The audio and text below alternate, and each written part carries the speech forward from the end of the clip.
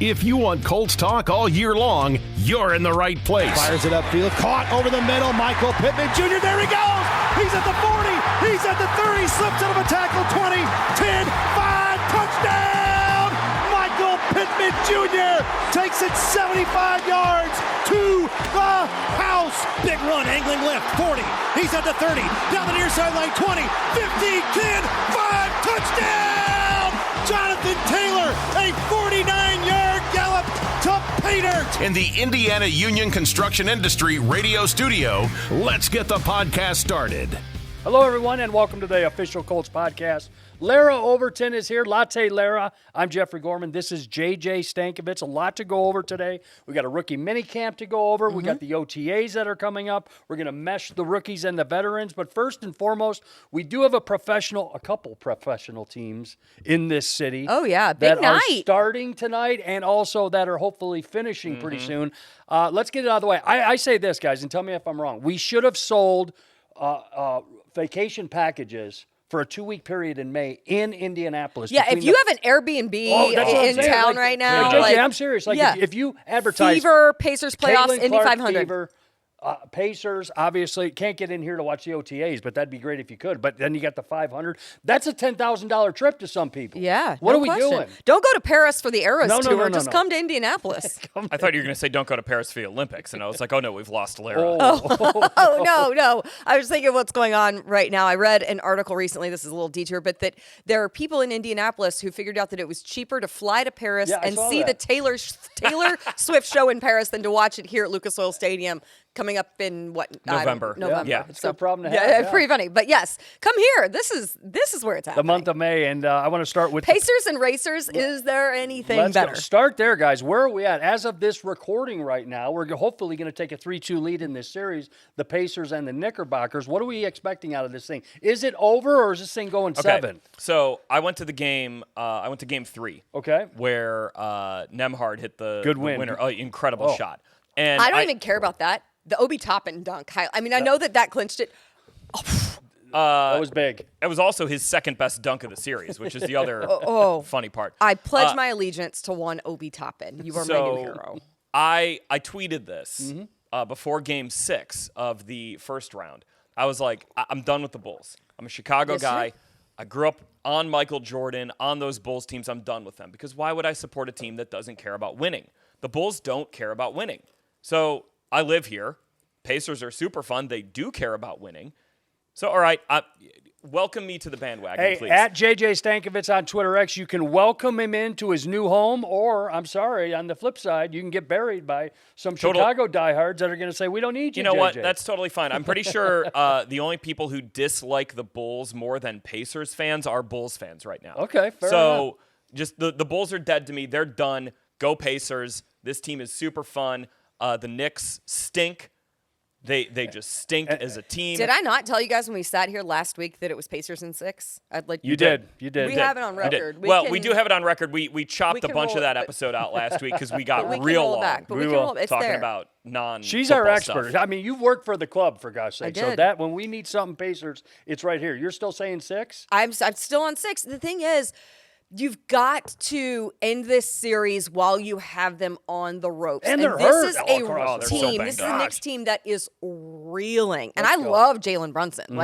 I think he's phenomenal to watch. I'm huge fan of his game.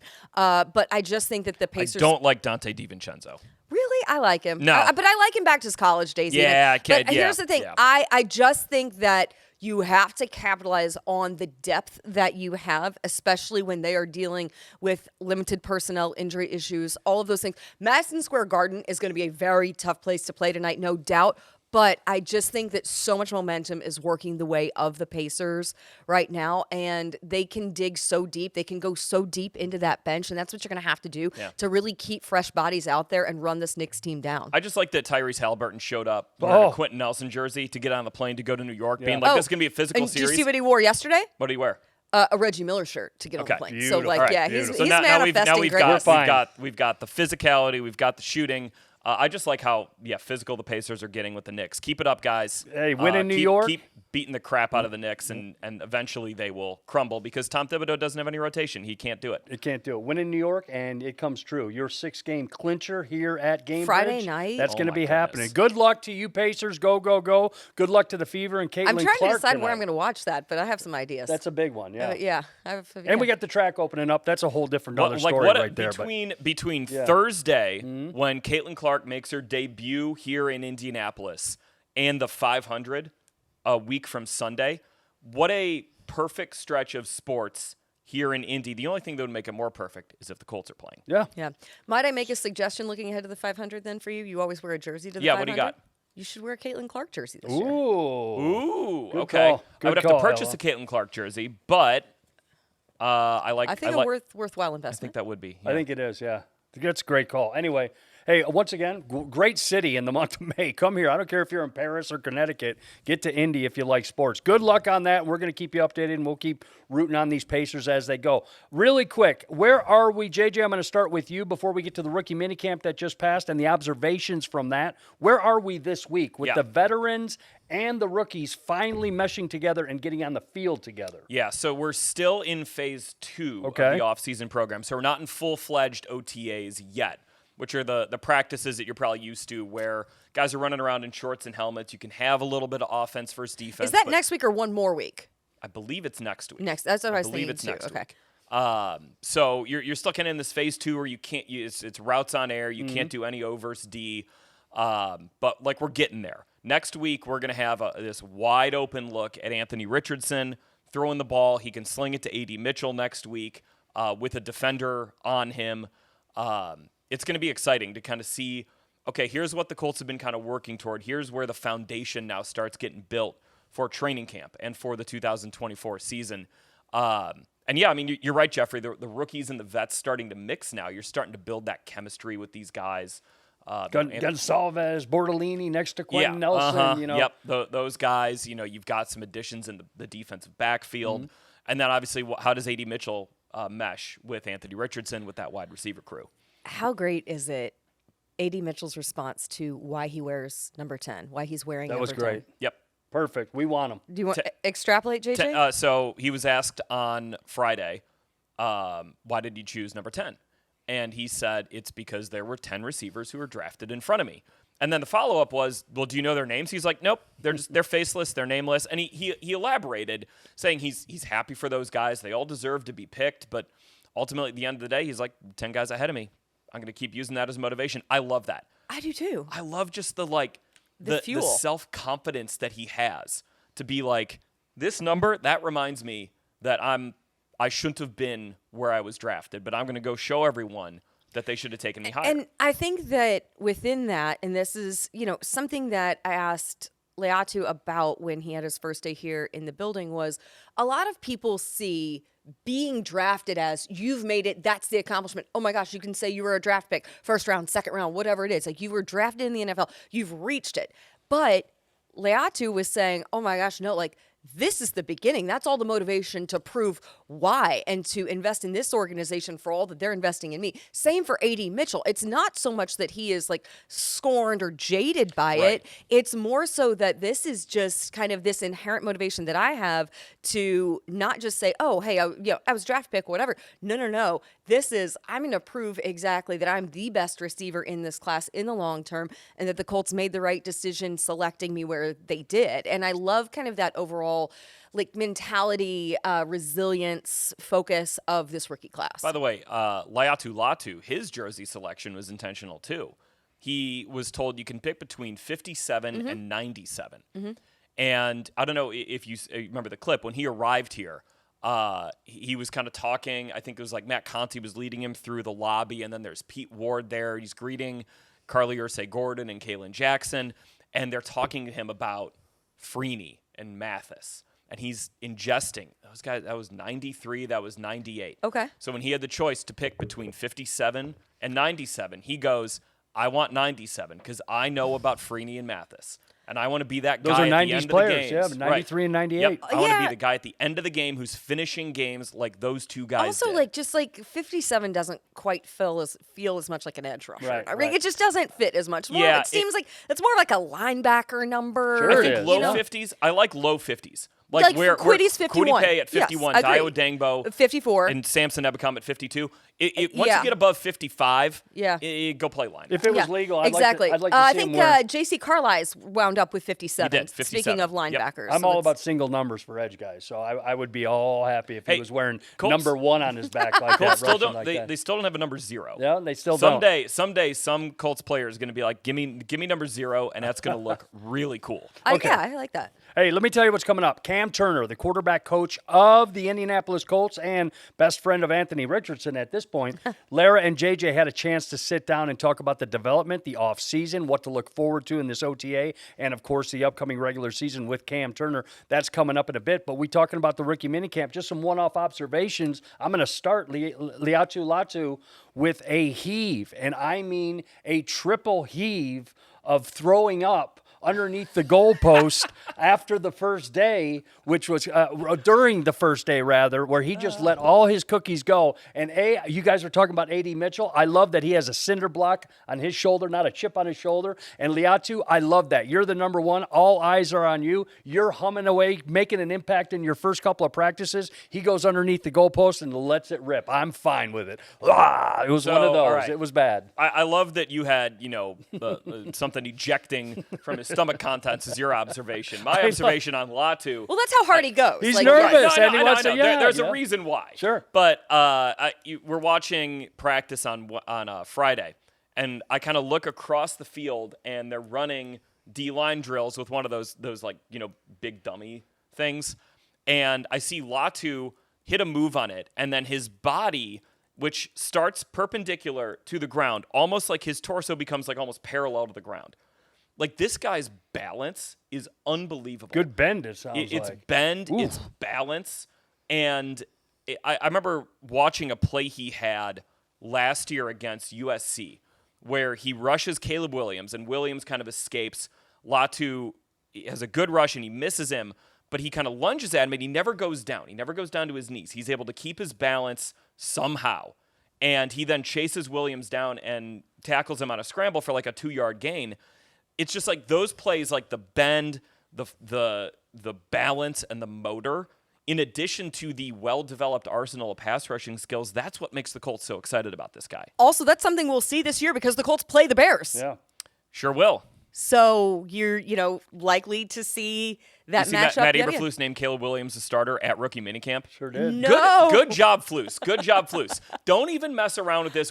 Everyone knew the Bears were taking Caleb Williams from the moment they had the number 1 overall pick. Like, Ryan Poles is on the phone with him during the draft being like, hey, we're taking here, but I got to wait like 5 minutes to turn in the card so the NFL doesn't get mad at me. It's like, yeah, we all know this. You Good started. job, Flus. Good job, Matt Eberflus. You did it. You did something that actually a lot of coaches, I think, might have overthought. Just, hey, this guy's our starter. Just go. He's going to play. I think he's been a starter and whoever picked him for over a year. I mean, coming off Yeah, of his yeah. previous year, so we kind of knew what he was. So Laiatu, we love what we get out of him. A high motor, finding out where he's at. I want a quick story on A.D. Mitchell. An old coach that'll remain no, it won't remain nameless. Tom Moore used to say, I come out here and watch guys, and I notice if they love football. That's what I'm looking for. If they love football at practice, at OTAs, during the regular season, I want guys that love football. And we watched A.D. Mitchell, and both days he was at the rookie man. 45 minutes after the practice has ended, still catching passes, with Slovis, the undrafted free agent quarterback that came in. But that was 2 days, so you got that out of A.D. Mitchell. And let's not forget, he had a 70-yard bomb from Slovis. That reminds me awesome. of what we saw last year. That's what Josh Downs was doing at training camp. Yeah. Once he was finally healthy, he would be one of the last guys to get pulled off the field. So those two, there are kind of similarities in those two individuals. Maybe not so much, in how they'll be integrated into this offense. Obviously, different types of weapons, but it is so much of like their like mentality and that dogged work ethic and their motivation, like coming in. I've just in conversations with AD, just seen some of those early kind of hints that we saw from Josh, and then also just putting that extra time in, all of that, because we saw that certainly at Grand Park last August. One other guy I want to touch on, who I noticed something about, was watching Anthony Gould. The way that he accelerates is very much like Josh Downs, where he's got that short burst, that quick speed right off the ball. But then where he's different is that Gould has that long speed too. You see him run in a straight line, and it's like, ooh, okay, he's got some strides to him, even though he's 5'8". That's where, again, you're thinking about him as a kick returner, as a punt returner. You got to have that short area quickness, but then he has the long speed to get away from defenders. Yes, for sure. In addition to the burst to create separation, then he can continue going in a way that not everyone who has that short burst, that short area quickness has. All these guys looking like they love football, and when you have that sort of speed and watching that guy do that, like Anthony Gould, and we're talking about A.D. Mitchell, stuff we've seen around here, but little bits and pieces. Now we got more guys like that are exciting, including Josh Downs, et cetera. Let's go for the guys that are going to be protecting Anthony Richardson at some point. I had a great observation of Matt Gonsalves, because we had a chance to talk to him, Matt Taylor and I, after the practice. He's not only happy to be here and everything, but he also knows he was a captain at Pitt. And he was a leader, and he's already starting that sort of aura he has about him that guys are attracted to him. Not only is he a house of a man, he's a great young man, but you can already tell the leadership skills are already taken over. And, guys, the ornery, nasty streak that he has, I saw it off camera, believe me, and heard it off camera. He loves to compete. That's all I'll say. Yeah, I mean, that's the kind of guy. I remember what Chad Henry said about him, the area scout who scouted Gonsalves, was like he nicknamed him the blueprint. Like this guy's just the blueprint of the kind of talent, the kind of person we want in our offensive line room. And yeah, I mean, like you getting that impression of him, that's I think the impression the Colts got of him throughout the entire pre-draft process. Like, man, this guy's what a great fit for what we want to do in that offensive line room. And Bortolini, hey, don't forget, Gonsalves Big Bort. Bortolini are coming up. Hey, it was running out of Bort license plates in the gift shop. Great rookie minicamp that has happened right now. But like we talked about, Bortolini, Gonsalves, and other things, they are going to be catching a football this year. Maybe not Gonsalves, but the Josh Downs. Hey, you never know. Hey, I know. We saw Danny Pinter catch a touchdown 2 seasons ago. But you never know with this offense, and that offense is led by Anthony Richardson, whose quarterback coach is Cam Turner. Larra and JJ recently had a chance to sit down with the ball coach. Here he is.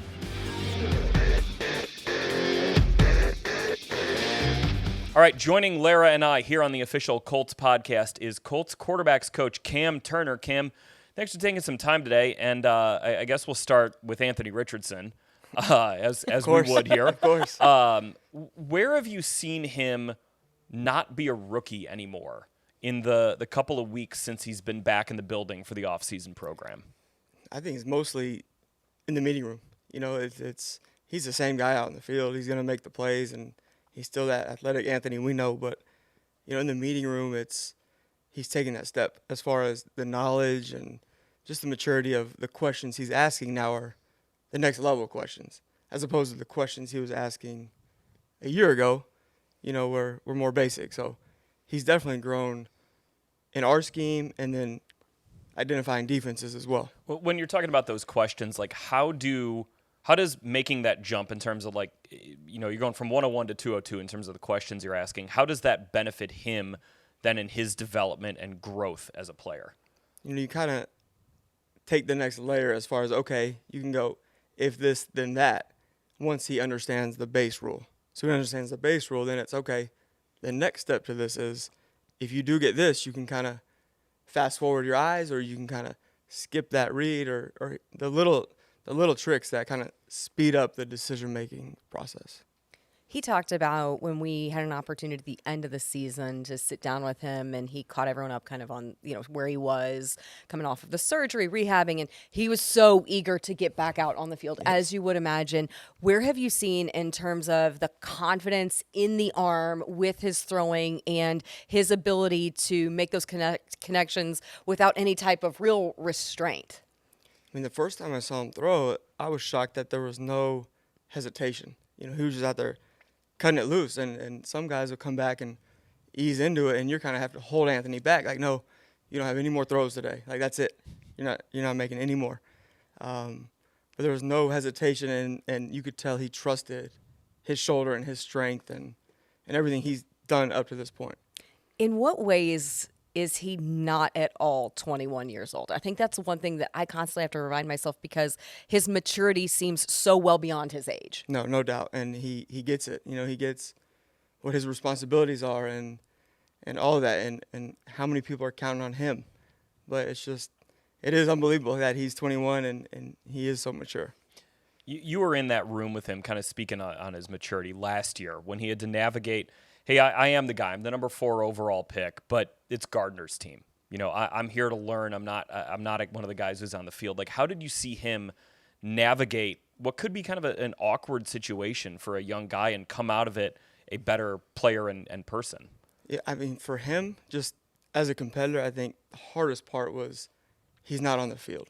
You know, he felt like he was letting people down, and you had to explain to him it's part of it. It happens in the sport, but he was more kind of disappointed he wasn't out there playing, you know, as opposed to anything else. But I think he was so eager to play, and the ups and downs of the season. He goes from the draft, you know, to starting quarterback to captain, all that, and then he gets injured, and then none of it. You know, you're not starting anymore. You're not playing the game you love, and he just wants to play, and that's what killed him the most. I guess for last year, it's never a good thing for a guy to miss time, you know, especially due to an injury. But, you know, it was Chris Ballard was sort of talking about it earlier this offseason. Like, there is a silver lining to sitting back and learning. Like, where do you think Anthony learned last year from Shane, from Jim Bob, from you, from Gardner, from, you know, Sam, the other guys? Yeah, I mean, like you just said, there was definitely a silver lining as far as just sit back, kind of see the big picture, see how we operate, see what we look for each week, see how we install it, see how we teach it, see how Gardner executes it, you know, and then Gardner, who's a guy that we all have a lot of respect for, you know, just his knowledge of the game, his talent, all of it, and just for him to watch Gardner make it his own for the season was invaluable, I think. But, of course, you never want to lose time, but, you know, sit back and watch a guy like Gardner and Coach Steichen and Jim Bob, you know, teach it, I think is valuable. A lot of the investment in free agency was spent, obviously, re-signing a lot of our own. The exception to that, Joe Flacco. You have a Super Bowl champion now in your room, the comeback player of the year from last year. And we talked about when the announcement was made that he was coming to the Colts, like, of course, he's going to be the backup role. He's going to help in mentoring and coaching up Anthony. But he can also bring some competition from the sense of these are things that are aspects of his game where he's really strong that can kind of maybe complement and help Anthony as well. How much of an asset has Joe been and will he continue to be for Anthony Richardson's development? I mean, I think it's huge to have a guy like that in our room who's played as long as he has and like you said, won a Super Bowl and seen all the things he's seen to help teach Anthony and just talk through it. Not sit there and lecture, but just talk through things and help him understand it from a player's perspective, just like Gardner did a year ago. You know, I think having that piece of the puzzle is important. What are the things that Joe is really strong in that you would tell, like, any young quarterback, watch him on these things?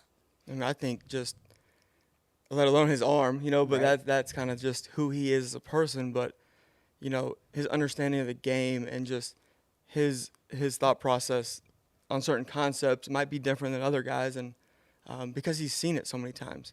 He said, hey, you could hit this versus that coverage, or, yeah, but you better be careful here versus this. And, you know, it's just that part of it is neat to see. I want to kind of go back to Anthony because this just popped into my head. Thinking about a play that Shane described. We were down in Orlando at the owners' meetings, and he was talking about against Tennessee in Week 5 last year. Jet motion with Josh Downs across the formation. No one covers him, and Anthony just gets the ball, bam, throws it out right to him. And Shane was like, that was such a great play because you can teach the route and you can teach the progression, but the guy's open, just throw it to him. That's almost hard to teach. When you think about some of those moments with Anthony where it was just like he saw something and he processed it really quickly and got the ball to that guy, how do you balance those moments versus his development within reading a progression, within reading out a defense? If they do this, I'll do that. You know, with a quarterback as young as he is. Yeah, I think that goes back to kind of peeling back the next layer. You know, you understand the progression. We put it on paper. It's 1, 2, 3, check down. You can't put that sort of thing on paper where it's, hey, well, if this guy comes open, just kick it out there. You're not practicing for a bust. Correct, yeah. correct. So it's just kind of the feel part of it where you don't want to take that part away from him as a player because he has such a good feel.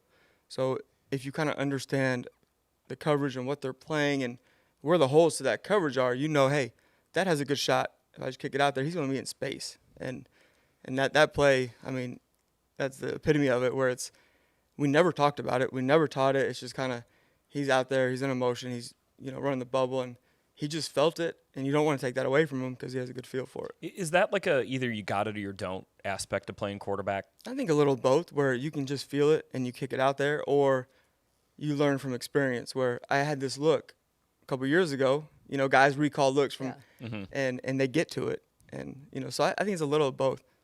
During this period, when you have off-season workouts, we're getting ready to get into OTAs, then minicamp, you are obviously under certain, limitations on how much on-field work you can do. How do you make sure, in particular with Anthony and all of your quarterbacks, really, that you maximize the time on field, even when there's only so much that you're really able to do in that portion of work? Right. Well, I try to just do all the drills I do to make them realistic. So, we spend the off-season, how does Anthony escape? What does he need to work on? Throwing left, throwing right, what escape patterns does he utilize most in the games, and replicate it and work on it, and just the efficiency of practice, like you said. We don't have much time, so we better make it worth it and just be efficient with that. How have you noticed, kind of from the top down with Shane, about how he meets players where they are? And, obviously there's a scheme, and you have to do this within the scheme, but it's fitting the scheme to the players' talents. And specifically then with the quarterbacks, with Anthony, how have you kind of noticed, without obviously getting into the intricacies of, what Shane is doing, just that general mentality of being maybe flexible with what you're doing to meet players where their strengths are? Yeah, I mean, one thing specifically with Shane is, quarterback's footwork. All quarterbacks are different. Phillip Rivers is going to be different than Jalen Hurts and then Anthony. And, we're not trying to put square peg in a round hole. It's what are you comfortable with? All right, let's do it consistently. Let's get good at that. But let's put him in the good situations with the play actions he likes, with the reads he likes, and all those things come in play. Cam Turner, great stuff here. Thanks for joining us here on the Official Colts Podcast. Appreciate you having me. All right, guys, a little bit of prediction. A healthy 17 weeks for Anthony Richardson. What does this offense look like? I mean, give me it in a nutshell. I mean, boy, if you get a full tell. season out of him, it probably is too soon to tell. But I just think it's going to be more explosive than it was last year. The Colts lacked explosiveness on offense last year. They did what they could with the pieces they had, and led to an offense that was top 10 in scoring, leading the league in scoring for the first part of the season. I mean, putting up 28 a game. I think you're going to see more explosive plays. So that means you're going to have more 15-yard passes, more 10-yard runs, an offense that just threatens you in different ways than we saw last year. Now, what that ultimately leads to at the end of the day, like Larra said, too soon to tell. But I think that's what this team is building toward, and that's what. When Ed Dodds was asked on Friday, the Colts assistant GM, how do you think you've helped this team out around Anthony Richardson? He said, we've got more explosive with Adonai Mitchell, with Anthony Gould. You're thinking about Jonathan Taylor coming back and playing a full season, hopefully, with Anthony. That's just going to be more explosive than the Colts were last year. Larra, what do you think? This young man's ready to take on the responsibility? Oh, no doubt. Be the face and the legs of this franchise? I think he was ready. I think he was ready last year. Yeah. I mean, I think he showed that in the flashes and that, slim sample size that you got then. And I think having a year to develop, I think that time watching Gardner Minshew and expanding, his mastery of this playbook, and also just, being able to spend these months rehabbing, investing in his body, navigating, okay, how do I need to embrace and utilize my athleticism, but also balance it in playing smart, and now having even more pieces around him to know that he can lean into and lean on. It's not his job to do it all, but it's his job to bring out the best in the guys who are around him. Especially with you have now Pitt locked in for long term. You know that you have, obviously JT there, and then a lot of these young emerging pieces surrounding him. Yeah, I think he's proven that he's more than ready. I think what he's ready for now is just to go show it. Let's go. Hey, it's coming. And Anthony Richardson and the boys are going to find out tomorrow at this time. The NFL schedule will be released. I'm going to start with you. Just give me a prediction, something off the cuff. The Wednesday at 8? Is that Wednesday at 8 p.m. Wednesday at 8 p.m. there is, and we're coming out. You're going to have an overtime podcast to talk about that. You can find that on the Colts Audio Network. That's going to be soon after the release of it. But let's just take a guess. I'm gonna go first to get the ball rolling. I'm gonna call a primetime game for the Colts taking on the Texans. I don't care where it is, Houston or here, just because of what we saw last year splitting. And, hey, we got a little offseason chatter from our own Zaire Franklin on this about the Texans stuff, saying, I can't wait to play them again. So, hey, why not? You know what I'm saying? So my prediction is the Texans in a primetime game. My prediction is I sure hope you're right, and I hope the Colts are in primetime more because the country deserves to see Anthony Richardson when he's like at his healthiest and hopefully at his best. But like I think the NFL is still probably a little bit scorned from putting the Colts in primetime a lot in 2022, and none of those games being compelling like at all. Like that Thursday night game against the Broncos. Are you saying they're still on a probation period right now? I think you still might be in probation. I think you might be in double secret probation until even though the Colts were a fun team last year, I don't know. I'll believe it when I see it if the Colts get a bunch of primetime games. I'm calling 2 primetime games, 3 maybe. That's the best I got. Are we still on the whole every team plays at least one Thursday night? Where do we stand with that? Because the NFL got rid of that last year. I know. I didn't know if it came. I didn't know if it came back though, because everything is so. But you can be flexed into Thursday night football. Okay. Here's my prediction then. Okay. The Colts will either have 0 or 1 primetime games, but they will have at least 1 game flexed into primetime later this season. Okay. I like that. Good call. Well, what do you want? You got Denver on the schedule. You got Green Bay there. You got New York a couple times. Prediction that you will inevitably face an AFC South opponent in the final week of the regular season. Hey, great prediction, Lara. Way to stick your neck out on that one. She is spot on. Larra, Overton, JJ Stankevitz. Boy, if you're wrong about that, yikes. Let's follow these guys. Hey, real quick. Well, you guys really covered, because it's the whole intrigue is around primetime games. Like, what's the other intrigue? There really isn't, unless it's like, do you think they're not going to get like the Thanksgiving Day slate, right? Like we just know that. So like you guys covered Thursday, like the primetime kind of conversation. What more is there to kind of speculate on? There's set you up for failure on that one. So I just, Did you, by the way, speaking of divisional stuff, did you see that stat that was going around this week that the AFC East, in terms of most divisional titles, the Jets are 5th behind the Colts, who are 4th. More wins in the AFC. And the Colts may even be more than 4th. More wins than the Jets in the AFC East. Because they used to be in the AFC East when they were in Baltimore and won several division titles. And the Jets only have 2 AFC East titles. Okay, well, Jets, we're going to find out. I have some news on that. The NFL is going to release a schedule, as we said, 8 p.m. on Wednesday. Going to have an episode of Overtime reacting to the schedule on Wednesday night here on the Colts Audio Network and on the Colts YouTube page. But, yeah, we got a couple of games that were announced already. The Week 1, Chiefs taking on Lamar Jackson at home. The Chiefs have 2 home games, so that's the ones we got. The Chiefs are taking on Baltimore at home and Cincy and Joe Burrow in Week 2. And then the other one that was announced, the Jets and Aaron Rodgers going back to where he was kind of born and raised in San Francisco. That's compelling. He's going to play a Monday night football game, Lara, up in San Francisco on Week 1. That's already been announced. You know what's maybe I'll make it 15 seconds into the game this year. I was thinking about that. I was like, even though Aaron Rodgers got hurt in that game, and it sort of maybe lost a little bit of juice, that opener last year, that game was awesome. It ended on a walk-off punt return touchdown. Also, that game was incredible. Another storyline, Tom Brady's broadcast debut Week 1 will be Browns-Cowboys. That's right. Good call. That's right. Tom Brady. For anyone who cares about that. If he's got the goods. Does he have the goods, Tom Brady? Of course he does. Who am I to question Tom Brady at anything, right? It's a different arena. I'm just saying. I just think he is a master of preparation. There is no way he goes into this season and is not prepared. He's already been doing mock games with Kevin Burkhardt, like rehearsing and practicing.